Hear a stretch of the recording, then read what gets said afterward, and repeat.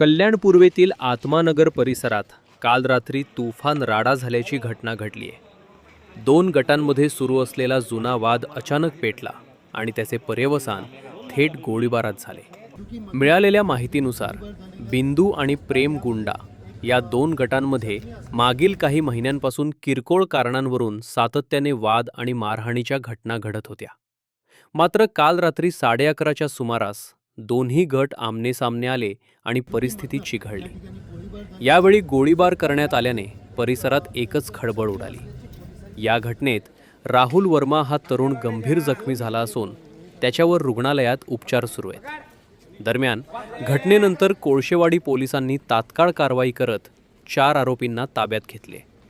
घटनास्थळी पोलीस उपायुक्त अतुल झेंडे आणि सहाय्यक पोलीस आयुक्त अशोक होनमाने यांनी भेट देऊन परिस्थितीचा आढावा घेतला।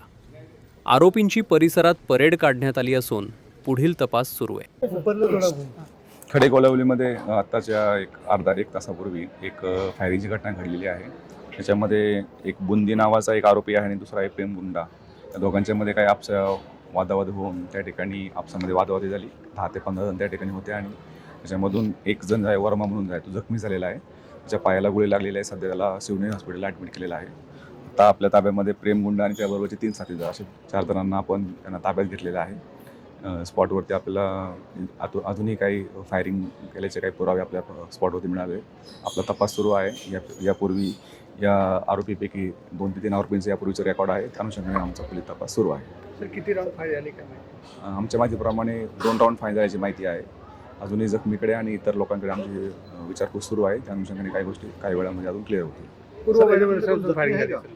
त्याच्यामध्ये एक जण जखमी आहे। वर्मा नामाचा एक मुलगा जो आहे त्यामध्ये जखमी झालेला आहे। त्याच्या पायाला गोळी लागल्याची माहिती आहे आणि त्याला शिवनेरी हॉस्पिटल उल्हासनगरला सध्या उपचारकरता भरती केलेला आहे। फायरिंगचं कारण आता काय माहिती पडली? अजून तरी आपसामध्ये वाद असं प्राथमिकदृष्ट्या लक्षात येत आहे। इतर ही माहिती जी आहे, जे जखमी आहे आणि इतर काही साक्षीदार असतील त्यांच्याकडून आपल्याला समजून जाईल। वेपनबद्दल काय माहिती देऊ शकता का? वेपन त्याबद्दलचा आमचा तपास सुरू आहे। त्याबद्दलच्या काही तपासाच्या गोष्टी आहेत त्यामध्ये आमचा सुरू आहे। 4 लोकांना आम्ही ताब्यात घेतलं।